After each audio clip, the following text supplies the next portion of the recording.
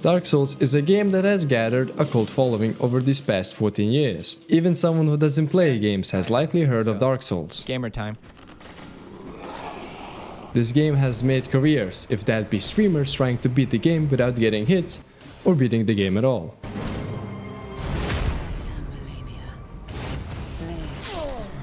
YouTubers who analyze the lore and the confusing world of Dark Souls, who help people like me to grasp a small piece of the game's story so that I at least somewhat understand what is happening around me. Thank you, Vaati. It even has its own game genre with popular other games. It has drawn us into this complex and shattered world of Dark Souls. But why?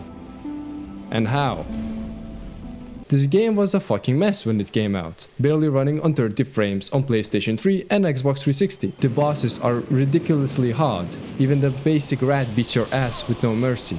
Gameplay is clunky as hell, getting stuck on the terrain, your character moving slower than the average pyrocynical commission, weapons getting stuck on objects, bullshit physics, And I fucking fell off! and nonsensical gameplay mechanics. I don't understand it. There is no fun to be had here. We play games to relax, to wind down. Why do I have to sweat my ass off to some coded stupid looking monsters that kill you in one hit? Not even monsters, a basic zombie thing that shreds you to pieces. This game sucks. Dark Souls sucks. I don't know why they play it. It's a stupid ass game. I hate it so much. Dark Souls. It's really hard to put this game's experience into words. The feeling you get while playing the game. The first time I played it, it was 3 years back, and to be honest, I didn't understand it either at first. It was ridiculously hard. It felt that it was too hard even, and I just gave up. I became hollow. I dropped the game. But after a year, I came back. It destroyed me again, but I got back up and tried again and again and again. And it just clicked. The world, the environment, the characters, the story that I could barely understand. It was like a Picasso painting, a masterpiece. But okay, let's stop here and take it back to Tokyo 2006. The From Software HQ. Sony comes in and tells them that I need you to make a PlayStation 3 exclusive because our competitors have some stupid game called Elder Scrolls Oblivion and it's making our console sales crash. Shit's not good. Copy Oblivion or something and make the game about knights and swords. And make it good, or else I will close your studio or something. Bye. Well, we did make a banger medieval game, didn't we? Jerry, only your little brother played it, and it was only because you don't have a Nintendo console at home. So from then, From Software started crafting their next installment and called it Demon Souls. And they didn't know what they were doing, and the god of gaming himself, Hidetaka Miyazaki, who at that time was just a programmer in the studio, asked his higher-ups, I see that we have another King's Field on our hands. Can I cook a little? And the company seniors went, yeah, fuck it, Sony's still gonna close us anyways. Go ahead. And Miyazaki did what he said. He started cooking. The year is 2009 and Demon Souls finally releases. Sony are rubbing their hands, flipping off Microsoft executives. Fuck you! Fuck you, fuck you, fuck you, fuck you, man!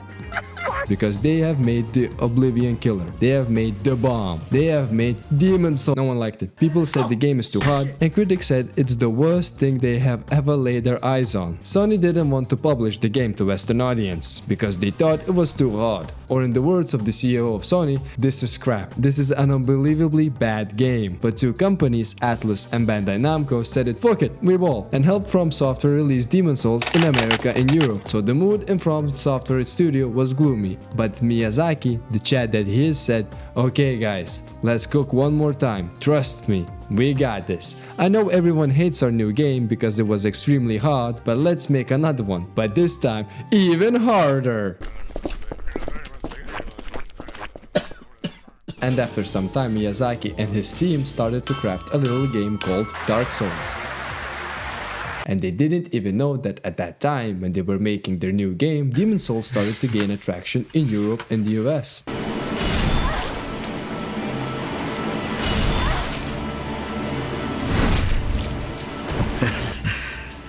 My God, son, that's wonderful.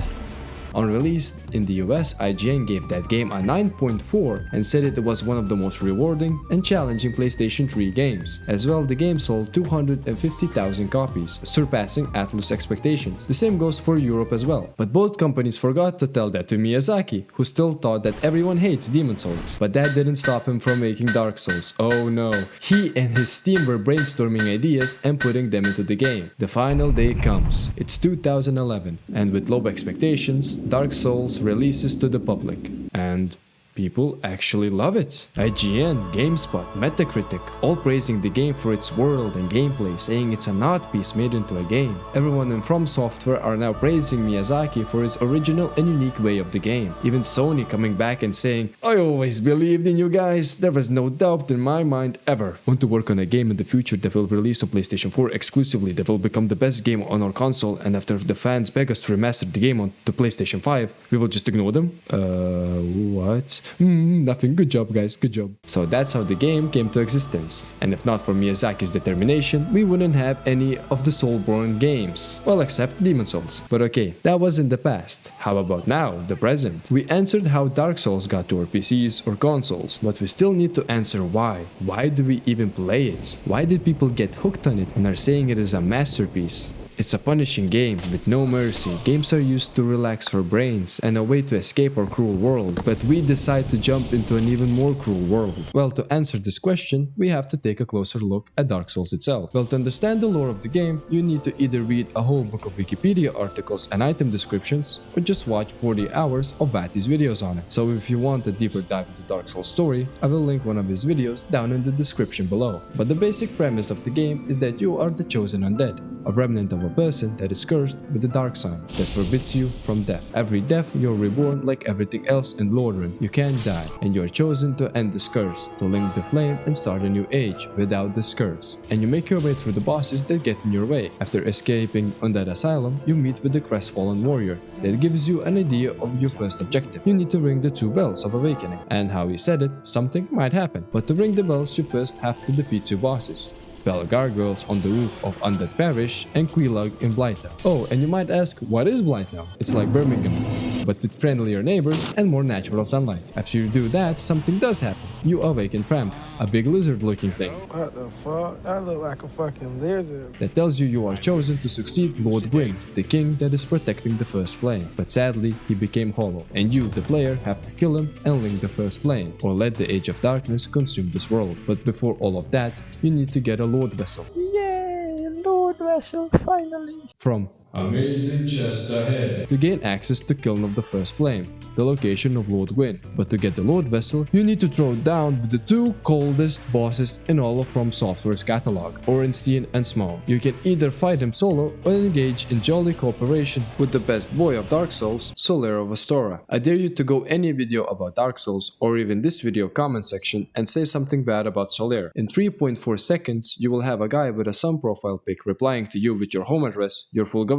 name, and your banking details, just because you called Solaire mid, and rightfully so, because Solaire is our little sunshine in this dark and cold world. Gay. But I will get to that in a sec. Back to Orenstein and Smaug.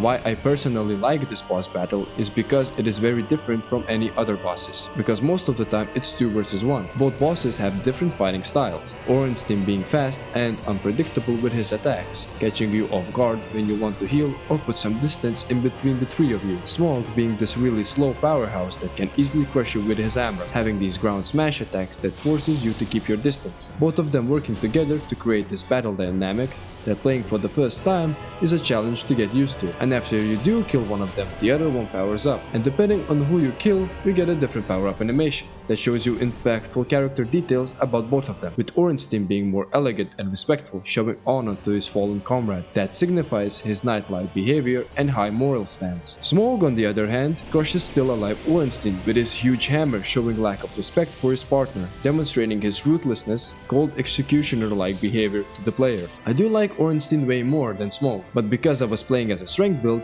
I really wanted his hammer. So, Orenstein, you got unlucky. Another boss battle I like is Great Grey Wolf Sith.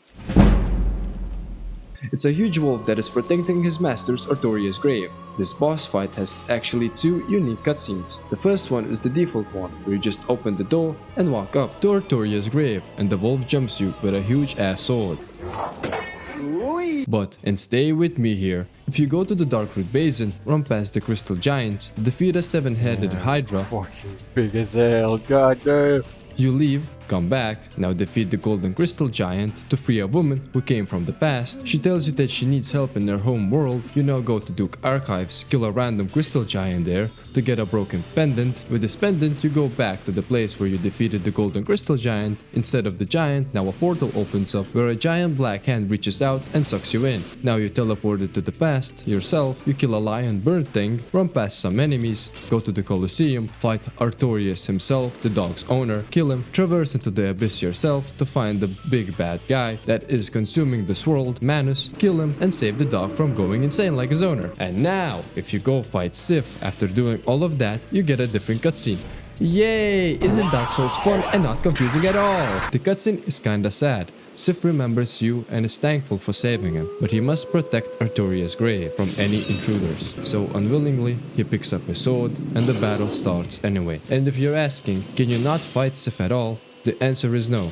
You need to get the Covenant of Artoria so that you can traverse the abyss and kill the 4 kings that are located in pitch blackness. Oh yeah, and the hardest boss in Dark Souls has to be Manus. He's very fast in Dark Souls standards, has magic attacks that you can either avoid by being lucky or having his pendant that protects you from it. He has this bullshit Street Fighter combo where he just keeps you in the air and juggles with you until crushing you with his hands. But I guess it makes sense, he is the strongest being in this world.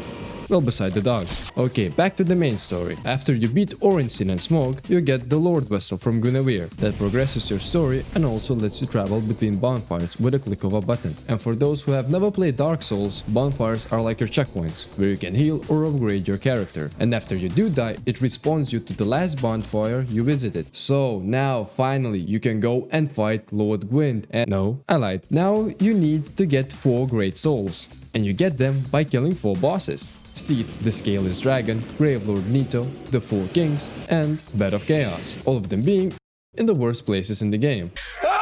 As much as I love the game, it's not perfect, far from it. The last half of the game is not finished, especially Lost Isolate.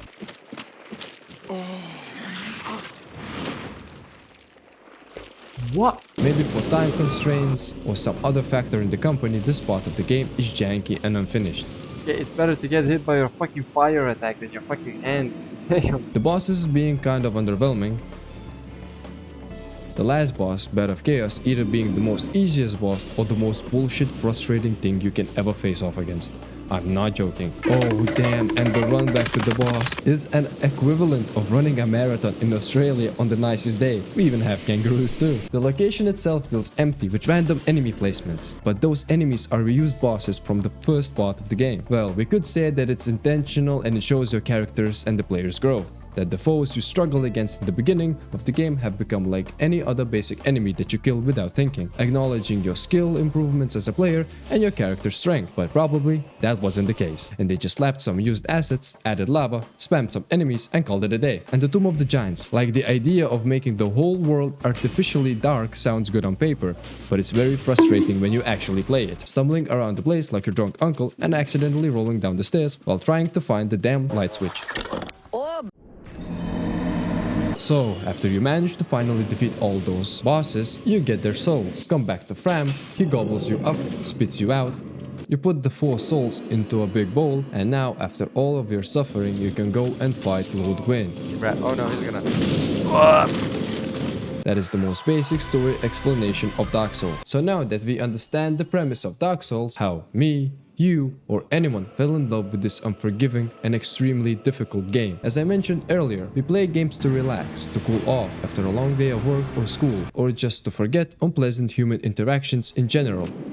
After playing the game myself, I understand it.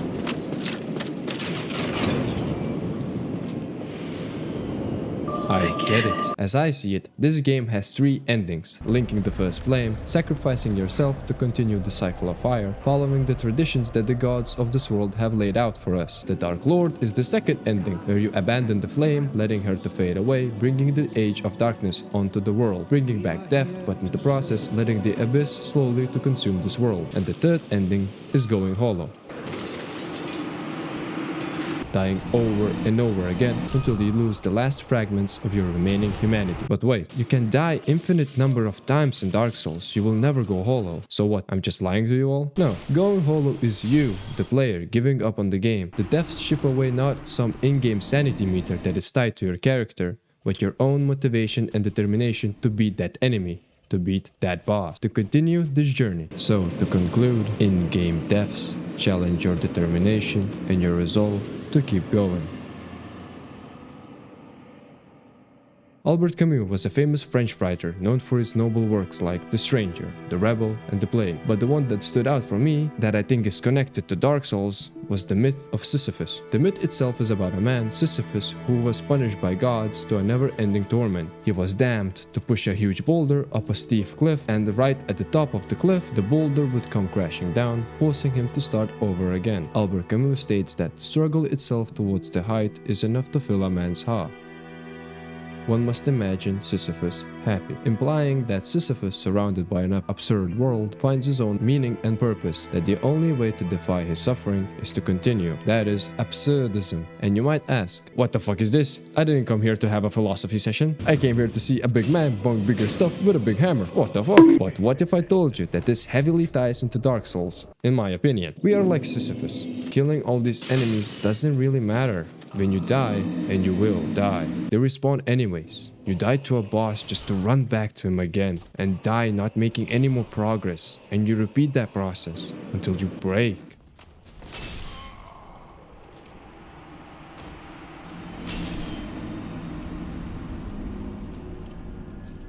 Or you win.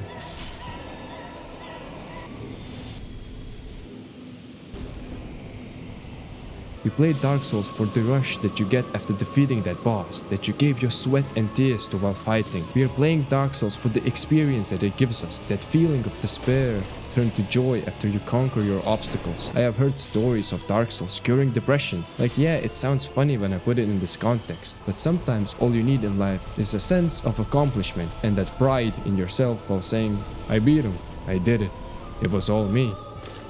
One must imagine the player happy.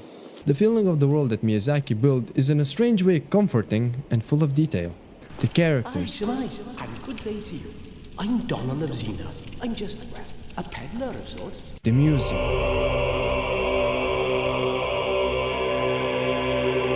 The environments and interactions with the world makes this game so special. I mentioned earlier Solaire. Meeting such a positive and welcoming character as Solaire in a hostile world of Lordran gives us reassurance that we're not alone in this battle. Solaire actually has a special ending as well. When you meet him in Lost Isolate, when he's all sad about his son, if you accidentally didn't kill the Daughter of Chaos, which I might have done, you join her covenant, farm 30 souls to get her to like you, she will open this huge door, and there you kill this special looking bug, and when you fight Lord Gwyn, you can summon Solaire. He helps you fight Gwyn, and instead of you, he links the fire, being all happy about finding his son. Maybe even a bit too happy. I have my very own son. Calm down there, lad. What if you were an idiot like me and accidentally pressed mouse 1 and killed Chaos Daughters? Solaire will go mad after watching too many Pyro live videos and try to kill you. I think he bugged out for me, no pun intended, because I had to kill him through the wall, and I didn't even get his armor. A sad day for the chosen and dead. And not only Solaire, but almost all NPCs here have a story to tell. They all feel like real characters, not like in some today's games.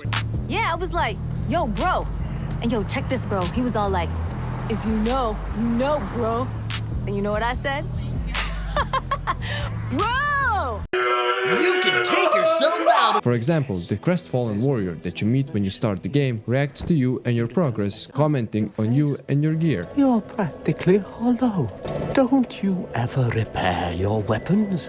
You just need the right tools or some powder.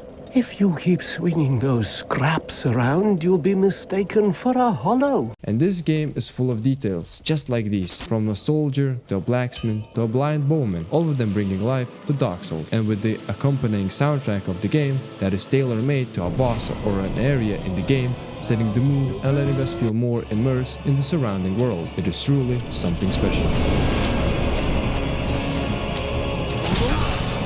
Dark Souls presents itself to us in this neat package of unforgettable experience. And yeah, call me the undead merchant how I'm selling this game to you, but to fully understand the game, you just have to play it. There is no other way around it. And yeah, it is not for everyone, I do understand that. And you may not like it and say that Dark Souls is unplayable trash. But for some of you all, maybe this is the game you never knew you needed to play. And there are so many things that I missed while covering it. This video already took some time to make, so that's why I'm recommending to you, the viewer, to play it, to experience its charm and to find all the details that I've missed. Wait a second, was this video a Dark Souls reference? So yeah, all in all, Dark Souls sucks ass because there are not enough cute kawaii anime girls in the game. Unfucking playable.